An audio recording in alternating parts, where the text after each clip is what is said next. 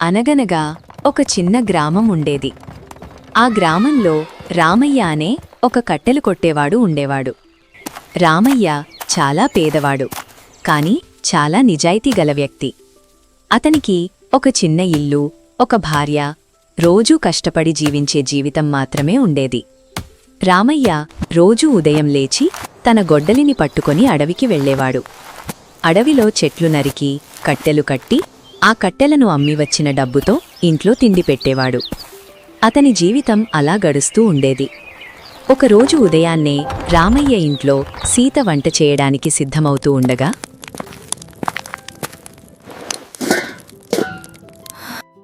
ఏమిటిది? ఇదీ ఖాళీగా ఉందా? ఇదీ ఖాళీ, ఇదీ ఖాళీ. ఇంట్లో ఒక్క గింజ కూడా లేదా? ఇది ఇల్లు కాదు, ఖాళీ గిన్నెల చోటులా ఉంది. అసలు ఏం పెట్టి వండాలి నేను? ఏం తినాలిప్పుడు? రోజూ ఇదే పరిస్థితి. ఖాళీ గిన్నెలు, ఖాళీ కుండలు. ఇంకిలా ఎంతకాలం సాగుతుంది ఈ జీవితం? ఈయన ఇంకా లేవకుండా హాయిగా పడుకుని నిద్రపోతున్నాడు. ఇక్కడ ఏం జరుగుతుందో కూడా పట్టించుకోవడం లేదు. ఇప్పుడెలా నిద్రపోతాడో చూద్దాం.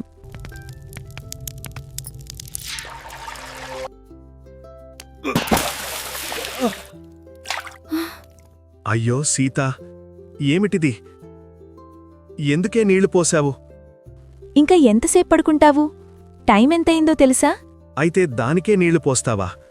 ఏం చెయ్యాలి నేను? ఇంట్లో పరిస్థితి చూసావా? ఏమైంది? ఏమైందంటావా? వంట చేయడానికి ఒక్క గింజ కూడా లేదు. బియ్యం లేదు, పప్పు లేదు, ఏమీ లేదు. ఇప్పుడు చెప్పు, ఏం బండాలి నేను? నువ్విక్కడ హాయిగా పడుకునుంటే మనకి తిండి వస్తుందా? నువ్వు అడవికి వెళ్ళి కట్టెలు కొట్టకపోతే మనకి డబ్బులొస్తాయా? నేను వెళ్తాను సీతా. ఎప్పుడు వెళ్తావు? మధ్యాహ్నమా? సాయంత్రమా? ఇలా ఆలస్యం చేస్తే ఈరోజు కూడా మనం ఆకలితో ఉండాలి. సరే, ఇప్పుడే వెళ్తాను. ఇప్పుడే వెళ్ళాలి. లేచి సిద్ధమవ్వు. సరే. రోజూ ఇదే కథ. నేను బాధపడటం, నువ్వు నిద్రపోవడం. క్షమించు సీతా. క్షమించు అనడం వల్ల తిండి రాదు, పని చేస్తేనే తిండి వస్తుంది. అవును. వెళ్ళు, అడవికి వెళ్ళు.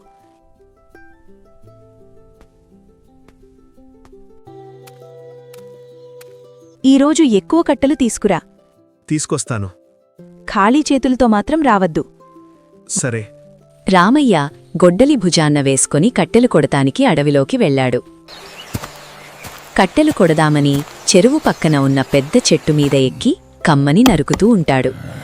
అలా నరుకుతూ ఉండగా ఒక్కసారిగా చెయ్యి జారిపోయి అతని గొడ్డలి చెరువులో పడిపోయింది. అయ్యో, నా గొడ్డలి!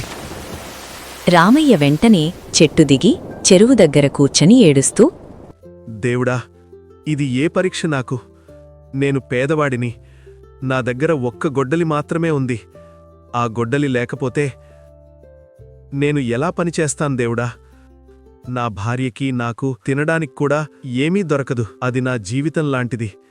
దాన్ని కోల్పోయాను అంటే నా ఆశలన్నీ కూడా పోయినట్టే. ఏమిటిది? ఈ వెలుగు చెరువులో నుంచి వస్తోంది. రామయ్య బాధను చూసి ఆ చెరువు లోపల నుండి దేవత బయటకు వచ్చింది. రామయ్య, అమ్మా, మీరెవరు? మీరు దేవతనా? అవును రామయ్య, నేను ఈ చెరువుకి కాపలాదారి దేవతను. నీవెందుకింత బాధగా ఏడుస్తున్నావు? అమ్మా, నేనొక కట్టెలు కొట్టేవాణ్ణి. చాలా పేదవాడిని. ఇవాళ చెట్టు కొడుతుండగా నా గొడ్డలి చెయ్యి జారి ఈ చెరువులో పడిపోయింది. అది నా దగ్గర ఉన్న ఒక్క గొడ్డలి మాత్రమే. అది లేక నేను పని చేయలేను. పని లేకపోతే నా జీవితం ఆగిపోతుందమ్మా. దయచేసి నాకు నా గొడ్డలి తిరిగి దొరికేలాగా చెయ్యమ్మా. నేను జీవితాంతం కృతజ్ఞుడిగా ఉంటాను. రామయ్య, నీ మాటల్లో నిజాయితీ ఉంది. నీ మనస్సులో స్వచ్ఛత ఉంది. బాధపడకు. నేను నీ గొడ్డలిని చెరువులో నుంచి తీసుకొస్తాను. నిజంగా అమ్మా? మీరు నాకు సహాయం చేస్తారా? అవును రామయ్య, నిజాయితీ ఉన్నవారిని దేవుడెప్పుడూ వదిలిపెట్టడు. రామయ్య, ఇదిగో ఈ బంగారు గొడ్డలి. ఇదేనా నీ గొడ్డలి?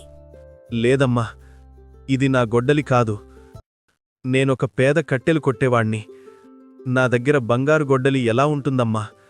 అది నా గొడ్డలి కాదు. సరే రామయ్య, అయితే ఇదిగో ఈ వెండి గొడ్డలి. ఇదేనా నీ గొడ్డలి? లేదమ్మా, నేను మీకు ముందే చెప్పాను. నేను చాలా పేదవాడిని. నా దగ్గర వెండి గొడ్డలి కూడా ఉండదు. సాధారణ కట్టితో చేసిన గొడ్డలి మాత్రమే. అయితే రామయ్య, ఇదిగో ఈ ఇనుప గొడ్డలి. ఇదేనా నీ గొడ్డలి? అవునమ్మా, ఇదే నా గొడ్డలి. ఇదే నేను పనిచేసే గొడ్డలి. ఇది నాకు చాలా విలువైనదమ్మా. రామయ్య, నీ నిజాయితీని చూసి నాకు చాలా సంతోషం కలిగింది. నీవు బంగారు గొడ్డలిని చూసినా, వెండి గొడ్డలిని చూసినా అబద్ధం చెప్పలేదు. నీవు నిజాయితీ గలవాడివి, స్వచ్ఛమైన మనస్సు గలవాడివి. అందుకే ఇదిగో ఈ బంగారు గొడ్డలి, ఈ వెండి గొడ్డలి మరియు నీ నిజమైన ఇనుప గొడ్డలి, ఈ 3 గొడ్డలులు ఇప్పుడు నీకే చెందుతాయి. అంతేకాదు రామయ్య, ఇదిగో ఈ బంగారం, ఈ ధాన్యం మరియు ఈ సంపద కూడా నీకే. నీ నిజాయితీకి నేను ఇచ్చే బహుమతి ఇది. సంతోషంగా స్వీకరించు రామయ్య. అమ్మా, మీకు నా హృదయపూర్వక ధన్యవాదాలు.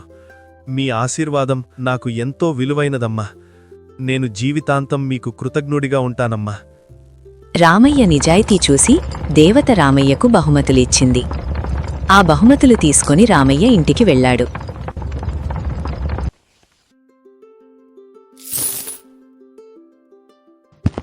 వామ్మో, ఎక్కడిదయ్యా ఇంత బంగారం?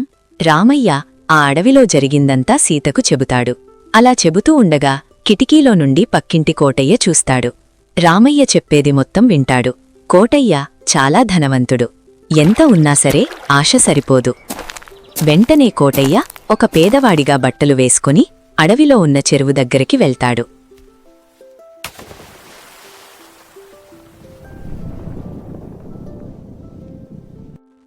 అయ్యో దేవుడా, నా గొడ్డలి చెరువులో పడిపోయింది.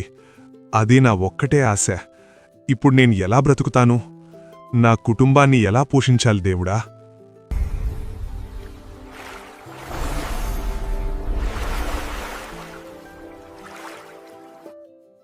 కోటయ్యా, ఏమైంది? ఎందుకు బాధపడుతున్నావు? అది నా గొడ్డలి ఒకటి చెరువులో పడిపోయింది. కొంచెం వెతికి పెట్టండి. ఇదిగో ఇదేనా నీ గొడ్డలి? అవును, అదే నా గొడ్డలి. త్వరగా ఇవ్వండి. కోటయ్య, నాతోనే అబద్ధం చెప్తావా? నీలాగా అబద్ధాలు చెప్పేవాడికి నేను ఎప్పుడూ సాయం చేయను. చూశారు కదా? ఈ కథలో నీతి ఏమిటంటే, అబద్ధం మనిషిని నాశనం చేస్తుంది, నిజాయితీ మనిషిని పైకి తీసుకెళ్తుంది. అబద్ధంతో కొంతసేపు గెలిచినట్టు అనిపించినా చివరికి నిజం మాత్రమే గెలుస్తుంది. కాబట్టి ఎప్పుడూ నిజాయితీగా ఉండాలి, అబద్ధానికి దూరంగా ఉండాలి.